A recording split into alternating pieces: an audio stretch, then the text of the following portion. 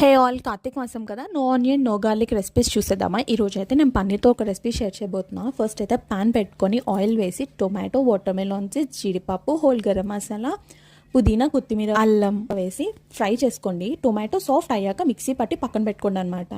ఈలోపు ఇంకొక బౌల్ తీసుకొని అందులో కర్డ్ వేసి కొంచెం పసుపు, ఉప్పు, కారం అండ్ పన్నీర్ క్యూబ్స్ వేసి మ్యారినేట్ చేసి పక్కన పెట్టుకోండి. ఇప్పుడు అదే ప్యాన్ కొంచెం నెయ్యి, కొంచెం నూనె వేసి ధనియా జీరా పౌడర్, పసుపు, ఉప్పు, కారం వేసి కొంచెం ఫ్రై అయ్యాక మనం రెడీ చేసి పెట్టుకున్న పేస్ట్ వేసి నచ్చితే కొత్తిమీర అండ్ కరివేపాకు కూడా ఇప్పుడే వేసుకోండి. ఆ పేస్ట్ కొంచెం దగ్గర అయ్యాక మీరు మ్యారినేట్ చేసి పెట్టుకున్న పన్నీర్ క్యూబ్స్ని కూడా వేసి కొంచెం సేపు ఫ్రై అవ్వనివ్వండి. అది కొంచెం దగ్గర పడ్డాక కొంచెం వాటర్ వేసి మూత పెట్టి ఒక 10 minutes లో ఫ్లేమ్లో పెట్టి దించేసుకోవడమే. కర్రీ అయితే చాలా బాగుంటుంది.